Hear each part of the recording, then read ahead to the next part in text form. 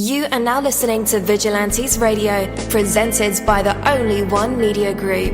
This is the people's choice for quality interviews, celebrities and special guests. Hosted by Dini-Reynolds. Call in to join the mix at 701-801-9813. For the complete archive of episodes, visit onlyonemediagroup.com and be sure to like us on Facebook at Vigilantes Radio. We welcome all. Enjoy the show.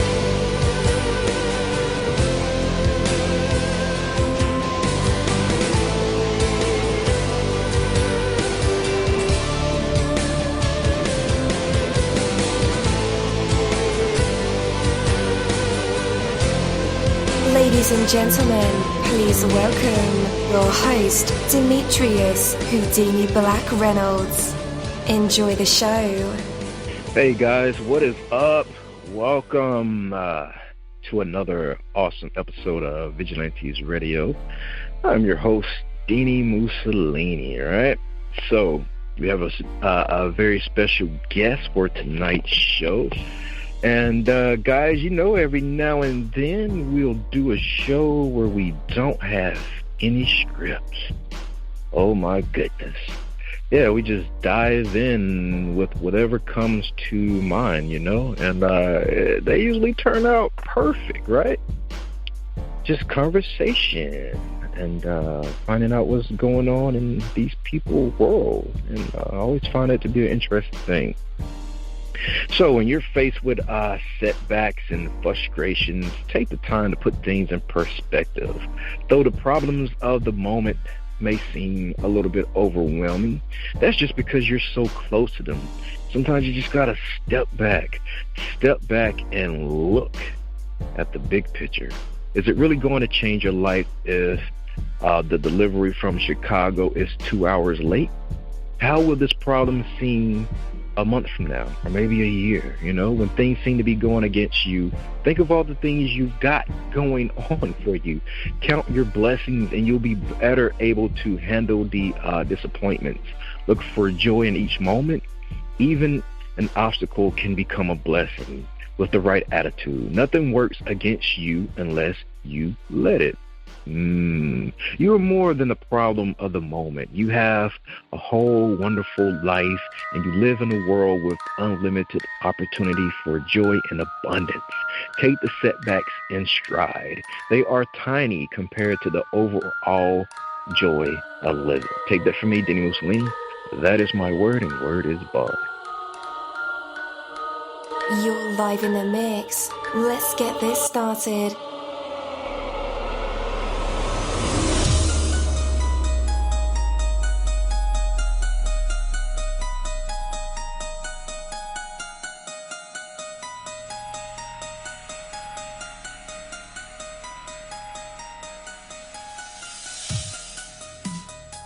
Yo, hello, and welcome to another awesome episode of Inside the Music, or the book, or film, or even the business, where we dive into the minds of the people who create these marvelous things. It feels so good to be back with you guys once again.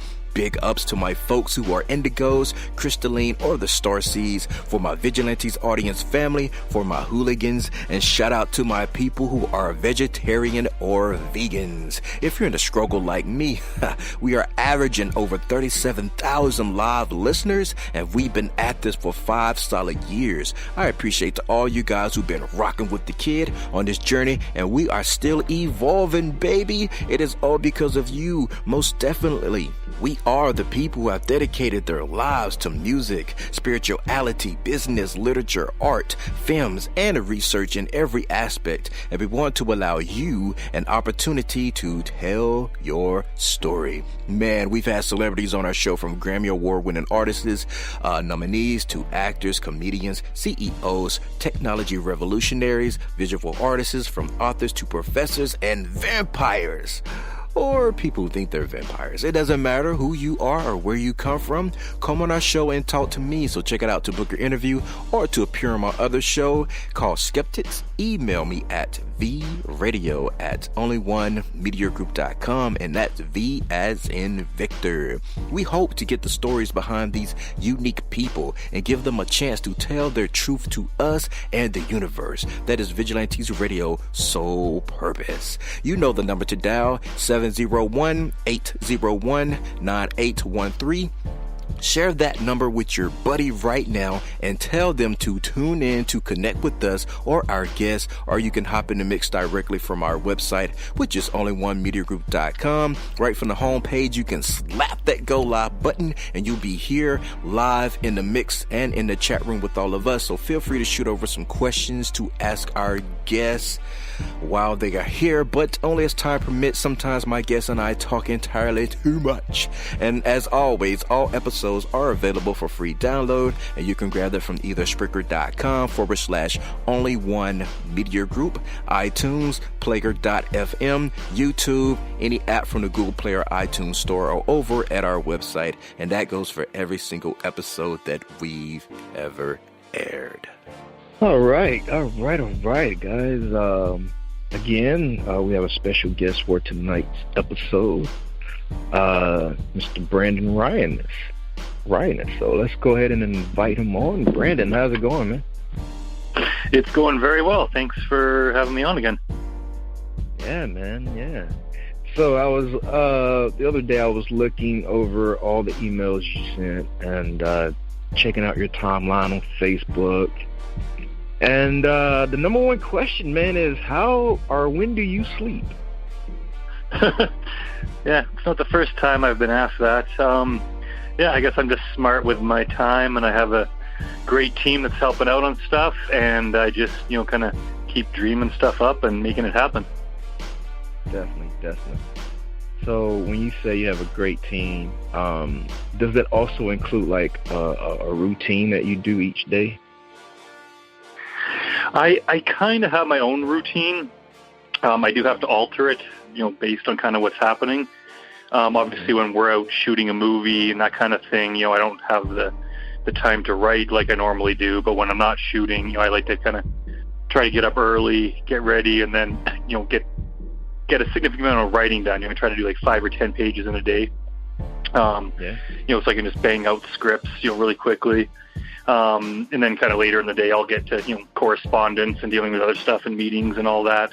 It basically just kind of day by day, I just do whatever the most important thing to get done is. I try to just spend time getting that done. And then taking care of all the little things too. And I'm always refining my process, because it's, I've got an overwhelming amount of work, and, new things are popping up all the time that I've never dealt with before. So I kind of just got to take it as it goes and just kind of, make sure I'm on top of everything. And, I'm always learning and always kind of, refining my system, I guess. Definitely. I was going to ask, does it ever get overwhelming for you?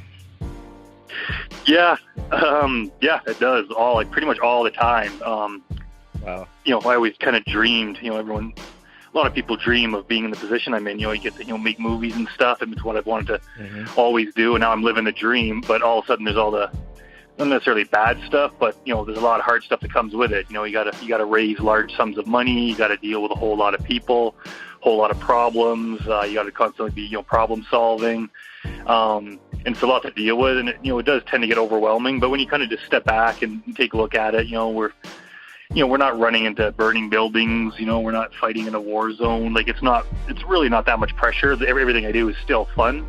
So when I kind of think about it that way, just kind of take a deep breath, take a step back, and it's like, what, I got this handled, and, and nothing ever turns out as bad as you think it's going to go. And, somehow, everything, if you just keep pushing at it and, just deal with everything, and everything kind of comes together. And, so yeah, every time I start to get overwhelmed, I kind of just relax and kind of, just take stock of where everything's at and basically just deal with it. Right on. And you're doing this full time now, right?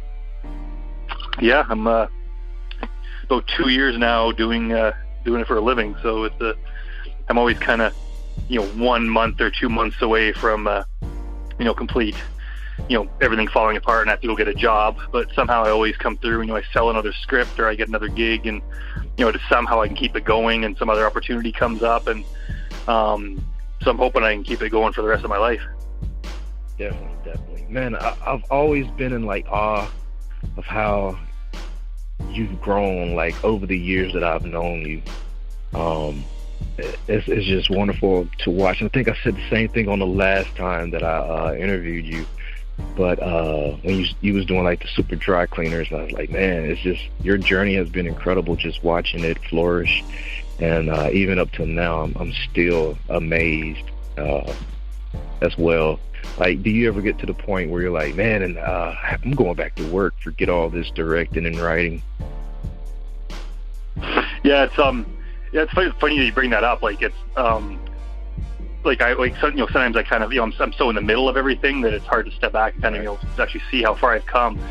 But when I remember, back, how many years, a few years, maybe 4 years or something, when I was first on your show, and I remember, we had basically one comic book out at the time. It was Misfits. We had one or maybe two comics.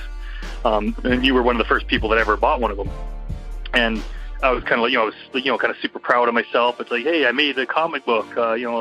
Pretty cool. And here we are later, and we got dozens of comics out there. I'm making movies, and got 40 film credits now to my name just in the last few years, and I've got movies being distributed all over the world. It's kind of come a long way. So yeah, it's kind of amazing just to, I always kind of want to encourage people, because there's people out there that are where I was 5 years ago, and it's look, I'm kind of a walking success story. It's I'm not even in LA, I'm in friggin' prairies of Canada, and it's look, if I can do it, you can do it. So I always kind of to tell people that it's wherever you are, just 4 or 5 years down the road, if you just kind of, push yourself like I did, you can really, really get far. Definitely.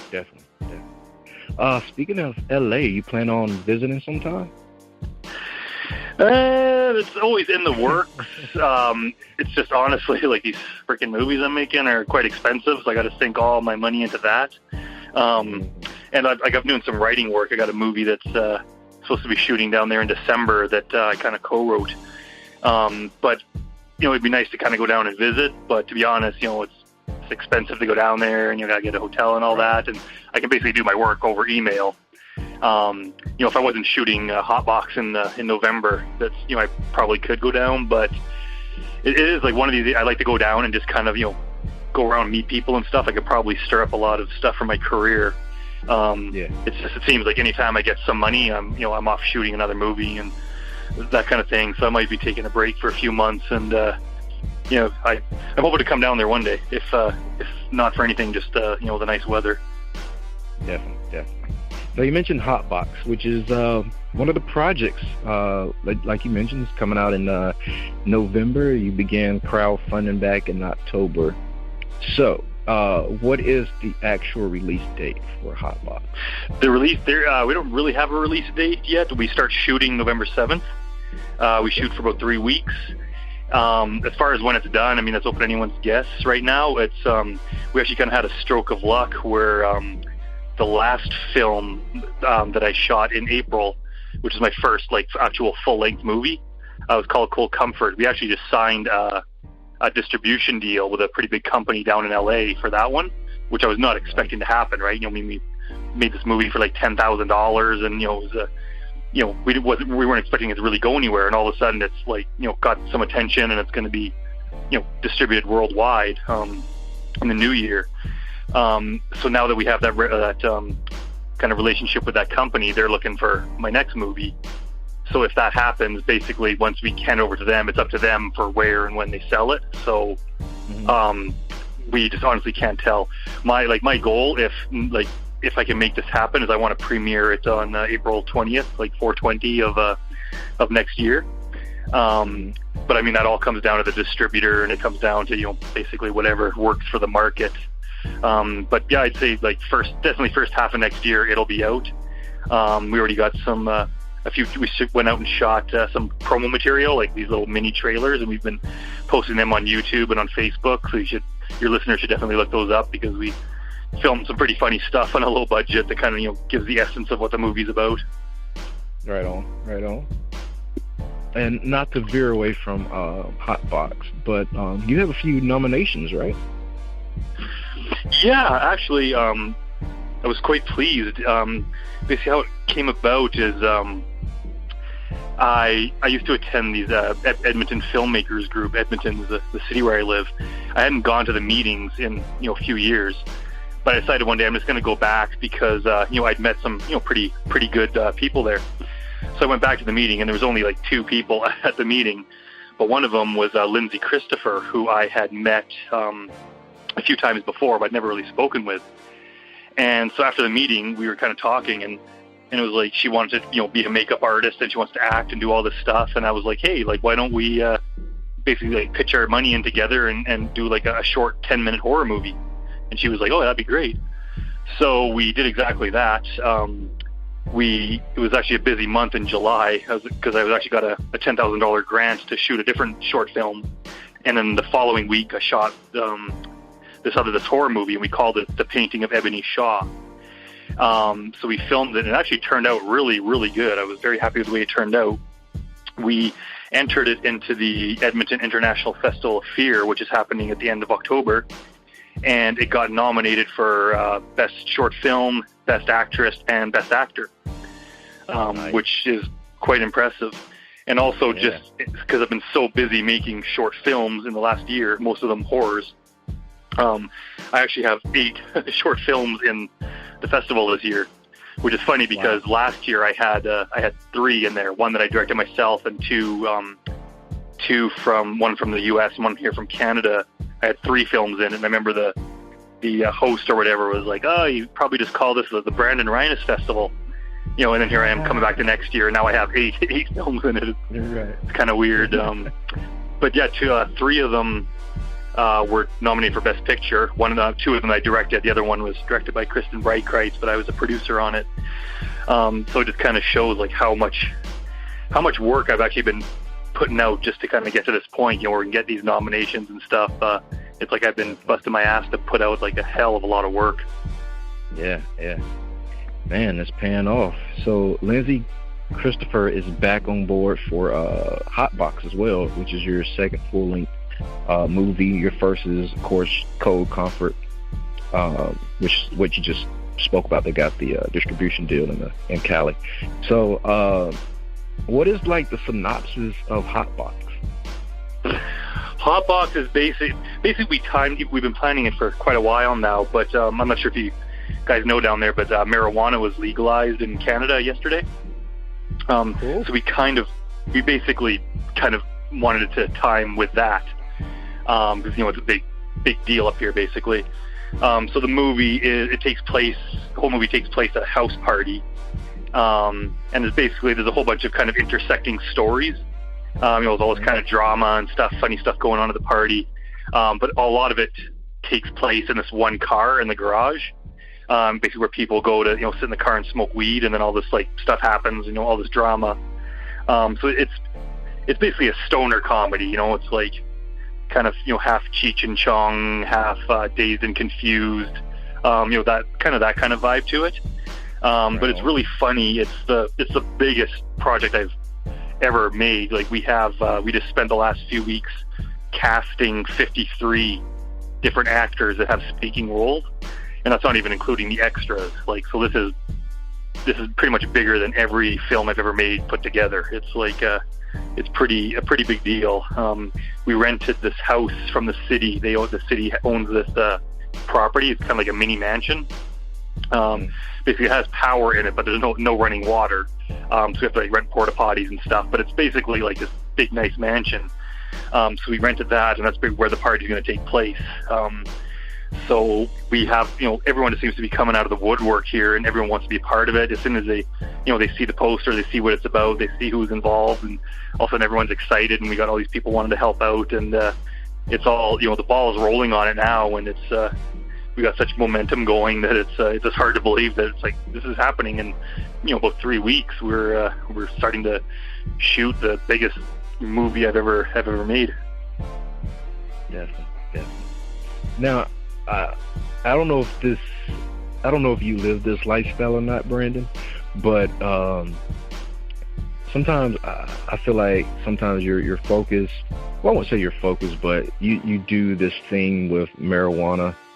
You had the comic Stoner Kid, and now you're doing a hot box. Are you an advocate of weed smoking? I'm not saying I would say I'm not really. It's not really something I don't do. I haven't done it for years. It just doesn't really interest me anymore. I just see a market for it. It's kind of the same thing with horror movies, right? I'm not a friggin' serial killer or anything. It's just I just see a market for that kind of entertainment, and it's I kind of like telling those stories. So the other side of it is I do a lot, like Stoner Kid, even in Misfits, there's a lot of drug use and stuff. It's just I've kind of seen that world before, and I see comedy potential in it, and I just frankly I just find it fun to write. So we're a lot of people, especially people that are involved in this project, they are very pro cannabis and that kind of thing, and that's fine if they if that's the angle they want to take. I see it basically for just pure comedy potential. It's kind of I can write or direct anything, and this is the kind of just the subject matter that I think is funny, and I think I can do something with. All right. Right on. Okay. And how is the fundraiser going for Hotbox? The fundraiser, it started actually as of yesterday. It's basically starting to go well. It started off really slow, and I couldn't figure out why. Because we've done fundraising before, and we've been successful, and we've had other Indiegogos, and this one it just seems like no one was responding, and I was kind of what the hell? But then we kind of started to asking, and we basically the problem is a lot of people just there's the stigma around weed that a lot of people just don't want to be involved with it. So when they see the poster and they're going to see the pot leaf on there, a lot of the people are just basically they just don't want to be involved and don't want to give us money, which I find shocking because it is it's not real. It's still just a movie. It's fake. But I was so we kind of had to alter our strategy. So what we did yesterday is there's a theater in town that was showing for the 25th anniversary of Dazed and Confused. They were showing that movie, and then afterwards they were showing another kind of stoner type movie. So we were you know what? That's going to be our exact market at this movie.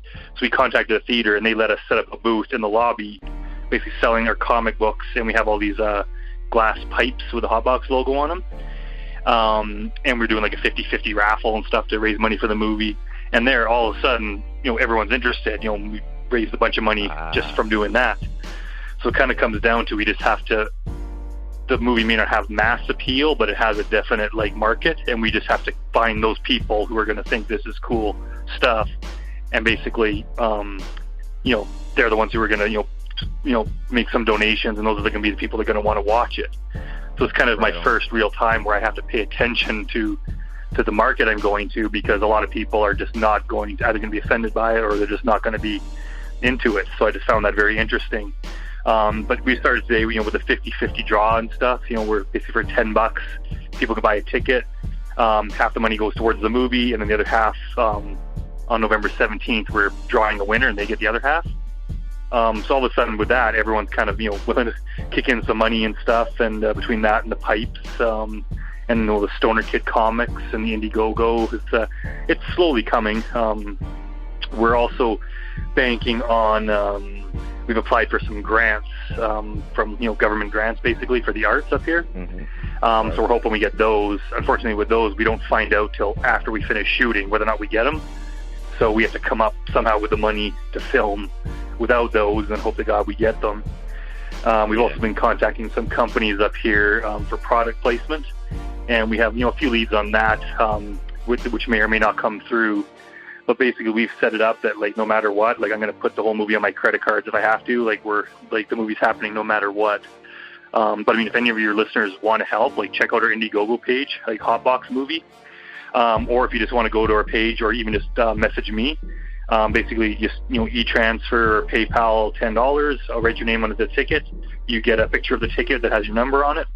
And November 17th, you could. At the same time, while helping make the movie, you could win some money. And the last time that my co-producers did this, I think the winner got $1,000 or something. So it's you have a chance to win some money.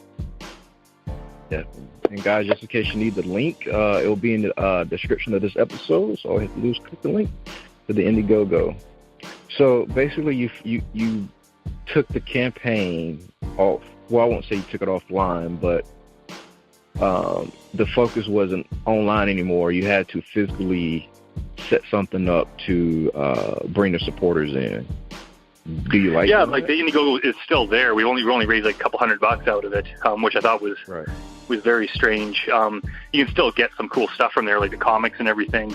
But yeah, it's 50-50. It seems, it's something new we're trying, so we're doing that. And even just we have a company here called 5 Oceans, and they basically make these like pipes and bongs, and they basically gave us like 55 pipes for us to sell. Basically donated to the movie. So they're worth quite a bit. We're selling for $20 a piece. So even those are quite popular with people. So we're kind of selling those along with it. So we're just trying anything we can to raise the money. Because, it's like you never know what's going to work. You think one thing's going to work and it doesn't. So we try something else, and it just basically, to make indie movies, you kind of have to be tenacious and just kind of, commit to it, to do it no matter what, and just find, whatever you can. And it's, basically come hell or high water, like we're making the movie and we're going to pull it off. Definitely. Yeah. But I get you, man. You would think there would be more supporters, because it seems like an ongoing issue, even over in the States. People are pushing the agenda of, legalizing marijuana. And then you get those people who secretly, want to be a part of it, don't want to put their face out there because of, I guess, social status, maybe. That whole stigma. But yeah, and that's what it is, like, which is weird because I've done other movies that have like murder and other horrible things in it, and no one seems to have a problem with that. As soon as you have someone smoking a joint, all of a sudden, oh, well, that's really bad. It's just, it doesn't make sense. But this is kind of the first time doing this stuff where I've had that bit of a backlash, and we're just, even the people we're asking, like some of them are just like, yeah, like I don't want to. Even at first they seemed interested until they see the title and they see the picture, and it's like, oh, it's smoking marijuana, and they're like, never mind. Yeah. And it's just something we have to deal with, right? It's going to have a specific market that are going to like this type of thing, and some people are just never going to like it, so it's not even worth trying. Right. Man, speaking of comics, what's going on with Higher Universe? How's old Adam doing?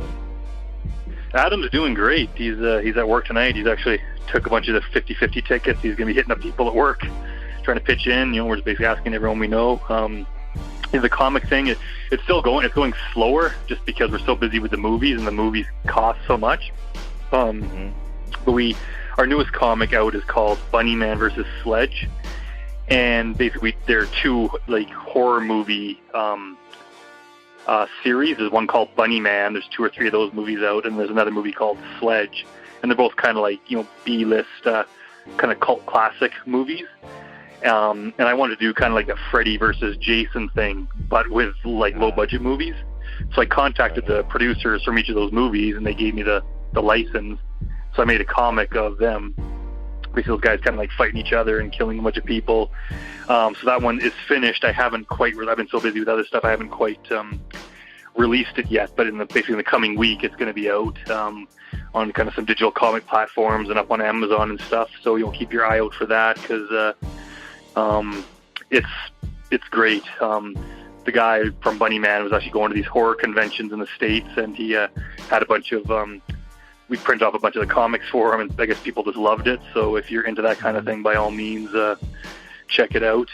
And we actually I made a couple what I call live action comics, where instead of drawings, it's the panels are like basically real life actors. We hired a photographer. We go out with actors and take pictures of them in the poses, and then put word balloons on them. So we have a horror one called Nothing Man that we shot back in the spring, and we're still in the process of doing that one, of publishing it. And then we have another one that we just did last month called it's called Princess, and it's basically a woman whose life basically starts to turn into like a fairy tale where she's the princess. So they're both 2 totally different markets. And that one hopefully will be out kind of next year. But it's an innovative thing that doesn't seem like a lot of people are doing. So it's we're hoping that people respond to that. So everyone keep your eyes out for those, because they're going to be exciting. Definitely. I'm just waiting to see you at one of these Comic Cons. Yeah, for sure. There's actually, for a while there was a company, a comic book company called Insane Comics, and they actually signed Misfits and Ghoul Squad to their company, and they were going around to all the conventions down there in the U.S. With their comics. So we were selling some of our stuff down there, which was great. It was hard for us to get down there. Unfortunately, they basically shut down, went out of business. So we got those comics back. So we're now to back to the point of having to struggle to get our stuff out there. But at least we sold a bunch down there, so there are people down there that have Ghoul Squad and Misfits, and hopefully the popularity will start picking up soon. Yeah, definitely. So you and Lindsay are also co-producing a web series called Follow Home, which has a unique spin to it. People can vote on what happens at the end of each episode. Like, how does that whole process work? Yeah, that was actually interesting. It's actually me, Lindsay, and another guy, Patrick Strevens. He's our third partner on it. Yeah. He's also the director of photography. We kind of came up with a concept. We wanted to do something just very short episodes, but we wanted to make say what could be unique about it. So we're like, okay, like what if we allow people to vote, kind of like those old choose your own adventure books. So it's kind of like that. Where basically we've the first episode is already out. The voting's finished, but basically the episode, it's about a stalker. This woman's out, and this kind of weird guy approaches her, and he starts following her. So she gets home at the end of the first episode, and her door, there's like a note, a love note on her mailbox from this guy, and her door is open. And that's where the episode ends, and then people could vote, should she go in or should she run away?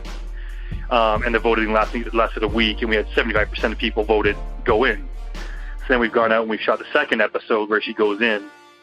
And this one ends, actually I'm not even going to ruin it, but basically it's the same thing. It ends on kind of like a bit of a cliffhanger, and then people can vote for that one to see what happens next. So we do have a Facebook page for that. It's just called Followed Home, the web series. Or if you could just go to the Higher Universe YouTube page, you'll see the first episode there, and keep your eye out because part 2 is going to be up probably in the next 2 weeks.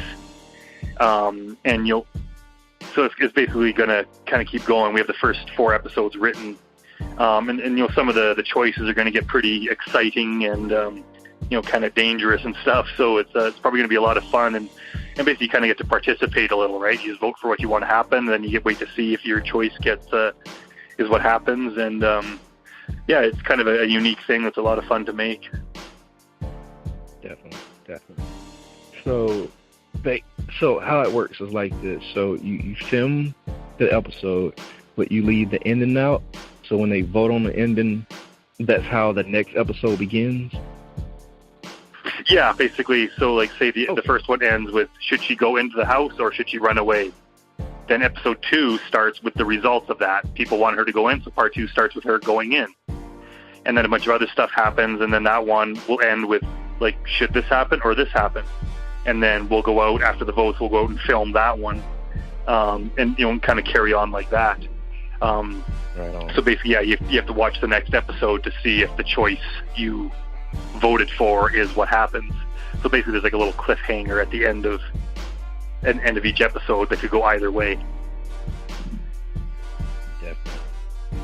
And what kind of show did you do yesterday night? Last night was the 25th anniversary of Dazed and Confused.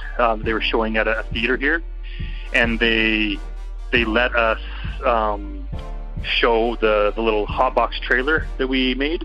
They screened that as part of the previews before the movie, and they let us get on stage and talk about the film a little bit, and they let us sell our comics and pipes and all that stuff in the lobby, which is perfect because it was basically like a crowd of stoner type people, which is our exact market.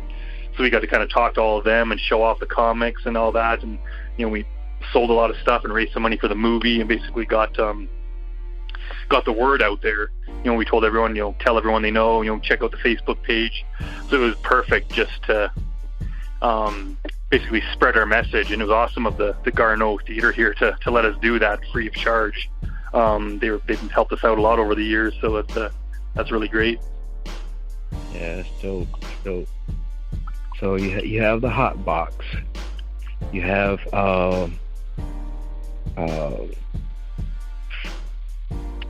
I just lost the word. Followed Home. Yeah. Cold Comfort. Yeah. Cold. The Painting of Ebony Shaw. Yeah, we got a few ones. Yep. So that's 4 projects. Any more? There's a bunch of stuff in the works. So like basically right now my whole world is Hotbox. Right. But I've actually been writing more episodes of Super Dry Cleaners. The first few were actually kind of a success, and there's some big interest. We have people willing to put some significant money into it to get it kind of going again. So I've been writing more of those. I got another 2 written, and I'm working on another one now. So I'm kind of hoping that can get going. But basically, I do have plans, and like I have a couple scripts written that I'm planning to do next year. But I mean, I can't get ahead of myself. Basically, right now it's all Hotbox. Just kind of keeping up with the comic books. Get Hotbox done. There's another short that I'm planning that I really want to tell everyone about, but I can't ruin the surprise yet. I got to wait another couple weeks for that. But we'll probably do one more short. And then I think I'm going to change gears because like short films are good for practice, but they don't really make money. And I have to start making movies that can make enough to continue on and, fund my life and fund the future movies. So I think I'm just going to kind of basically hold back on the short films and just go all in on like the full length feature movies. It's all like a huge learning process trying to, figure out how to raise like huge amounts of money to get them done. But people can do it, and if someone else can do it, I can do it. So that's going to be my new focus, and we'll probably do the next one in the spring or something, maybe April. So that gives me 4 or 5 months to raise money and somehow get it together, plan out the next one, and then I can keep it up. Because I mean, really, once Hotbox is done, that's 2 full-length movies in 1 year that I made. Like I don't know a lot of like independent, kind of up-and-coming director producers like me that have been able to do that. It's a lot of work and it's a lot of money, but I want to keep it up. I want to get to the point where I can just basically crank out movies as fast as my mind can conceive them. Yeah, I don't know, man. That'd be kind of dangerous. I think your mind works 1,000,000 seconds per second. Sorry, let's say that again. I said I don't know if that's a good thing. Your mind works like 1,000,000 seconds per second. Oh yeah. Yeah, I tell people, it's like, I want to make like 4 movies a year. Figure out a way to basically do them quarterly. It's kind of like a month of pre-production, a month of shooting, a month off. And everyone's kind of like, man, you're freaking crazy. And I was like, I think it's possible. I think I can do it. Like I can write enough stuff to keep that going. It's right. It's right now it's just a pipe dream, but it's like I've spent the last 4 years making it happen. I've gotten to the point where it was a struggle to make one 10-minute short, whereas now like I can just crank them out and have 8 of them in one film festival that I made in a year. Right. So now I can start doing the features and we'll see, because it seems like I'm kind of dividing my focus between the horror movies and the stoner kind of movies. I actually had another script called One Night Drunk. It was kind of along those same lines. I had an option to a producer in Texas. He was supposed to shoot this December, but he had a hard time, raising the money and all this stuff. So basically, he gave the rights to the script back, and he's like, it's going to be another year before I can make it.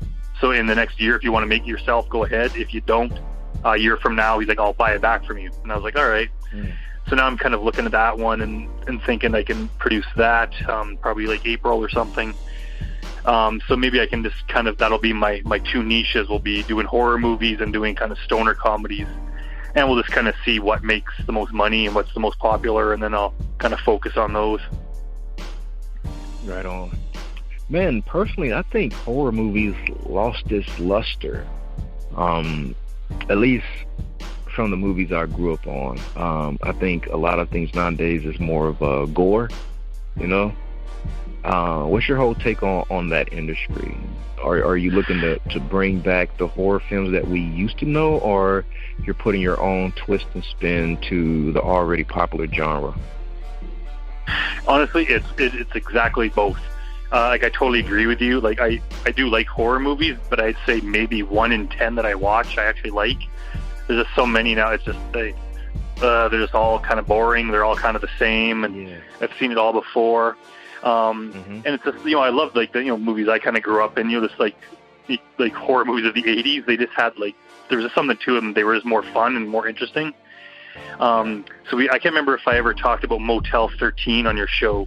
But me and my co-producing buddy, Mike Charnay, we wanted to do basically kind of almost like a Texas Chainsaw Massacre, that kind of vibe to it, where it even just looked like a 70s or 80s type movie. So I wrote a script. I wrote it in 11 days. We actually had some interested kind of investors, and they ended up backing out, and the whole thing kind of fell apart. But we did go out in 1 day, and we just shot a trailer for it. And it's online. It's on my Higher Universe YouTube page. If you just go look up Motel 13. And it turned out perfectly. It's exactly what we wanted to do. And it's actually, we've had some interest in that now, and it's looking like it could be happening this year, because we have some outside people wanting to kind of get it off the ground. So between that and even some of the other horrors I do, I always, I make them exactly, instead of trying to copy the market or do what I think is gonna, what I've seen before or what I think people are gonna like. I just write shit that's this is exactly what I want to watch as a horror fan. Yeah, and then it's worked wonders, because people have read these scripts and they're like, oh my god, that's actually my producing partner Katie Gobert. We've made, in the last year, we've done a whole bunch of projects together. We met because someone gave her my script for The Man in the Box. It's a horror movie, and she read it, and it kind of blew her mind. So she contacted me out of the blue and wanted to meet me. We ended up kind of becoming friends and filming a whole bunch of projects together. So I kind of just always want to have that angle where it's I'm going to make good horror that's always going to be slightly outside of whatever mainstream stuff is. And I'm hoping that it's just going to find the right audience of people that are just sick of, boring bullshit horror that you see all the time, and they just want something different. Okay, man, that's awesome. So yeah, I hope that project does come to life, man, because I enjoy a good horror film. I call them nowadays thrillers, but I'm definitely looking forward to your spin on bringing the classic back, plus combining what's going on in the horror genre today. So yeah, that'll be cool. Does that surprise project you were talking about include Alton Ritz? Alton Ritz? Yeah. How did you guess? I have my resources, Brandon. I have my resources. Oh, okay. Yeah, she was on the show too. Yes, right. Yeah, I would say it does involve her. She's been in China for the last year. She got some gig over there, and she's been training and doing stunt work over there. So she just came back, and she was flying off to Toronto for 5 months or something for another job. So basically she had a week where she was in town. I hadn't even seen her in a year. So I met up with her, and I was like, hey, we got this project we should do together, and she was all for it. We did a quick photo shoot. I don't want to announce it yet because we're currently having the poster made for it. And I don't want anyone to know, but it'll probably be a week or two when that's done, and then I'll kind of announce that. And we're kind of looking to shoot maybe end of December, or if not, it'll be February when she gets back. Okay. But yeah, it's going to be exciting anyway. Nice. All right. So I got one last question for you, Brandon, and then I'll let you go. Have you started directing music videos? I see Skylar, who was also on our show. She's been working on her music lately, and I was just wondering, have you dove into that part of the industry? Into music videos? Yes. I have not. I was actually very close. There was there's a company up here called Story Hive, and they fund various video projects. And Katie and I actually won the last one they had for a short film. We won $10,000 to make a short film. So we did that. Story Hive announced they're currently doing a one for music videos. And I contacted a band up here, and I was going to do one for them, but I ended up being just way too busy, and I couldn't dedicate the time to it. I've always wanted to do one. Like, to be honest, like, I'm not a music video fan, even for, music I like. I don't like music. It seems weird. I just don't like music videos. I think music should be its own thing. However, I do want to do one just to say I've done it and just to kind of give it my own spin. I've always kind of wanted to just do one just so it's like, hey, I made a music video. I made it my way. But it's not really something I would like to put a lot of time into. However, that could change. I always said that I was never interested in directing somebody else's script. But just a couple months ago, I directed Julie Whalen's short film Hideaway, and that was the first time I ever directed something that I did not write. And I really enjoyed doing it. And actually, Julie turned out to be such a great producer that Lindsay and I invited her to be the third partner on Hotbox. So that kind of all that came together. But so I'll say right now that I'm not really interested in music videos, but who knows, maybe I'll do one and then I'll love it. And next thing you know, I'll be making a whole lot of them. All right, you be the go-to guy, man, for movies, for comics, for music videos. Nobby's like, yeah, I know Brandon. Yeah, like if anyone out there is interested, like in, it's kind of hard if, we're up here in Canada and your listeners are down there, but I mean, by all means, it can't hurt just to reach out and contact someone. Like I do it all the time. I just, message people, and next thing you know, we're working on something together, even if they're living in another part of the world. And so it can't hurt. Like, and I get people asking for advice all the time, how to do stuff. So, I mean, if you want to just kind of know how I did everything, by all means, just reach out and, we can basically become friends, and who knows where the world will take us. And next thing you know, we're working on something together. Definitely, because that's how your comic company started. You were outsourcing to many people outside of Canada. Yeah, we just reaching out, and next thing you know, we have artists from all over the world, and I'm writing stuff. Right now I have a movie that's optioned in Florida that they're trying to raise money to get that going. I have another one going in Vancouver, and I'm writing some stuff in the Netherlands. And basically, just with the internet, you can contact people anywhere and you can have stuff made, and I can write something that they shoot over there, or someone can write something that we shoot over here. And I'm co-writing some stuff with a guy that lives in London, UK. Wow. So really just reaching out to people that are doing stuff and just basically becoming, bringing people into your circle that are doing the kind of things you want to do.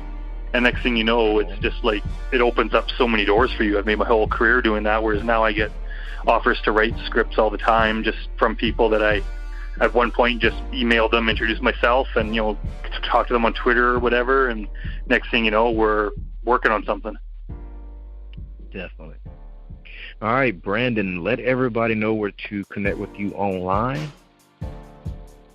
I'm on Facebook, Twitter, Instagram, just under my name, Brandon-rhiness, RHINESS. I'm sure you'll have, links in the show notes. But yeah, you can look up Higher Universe Comics. I think it's called Higher Universe Comics and Movies on Facebook.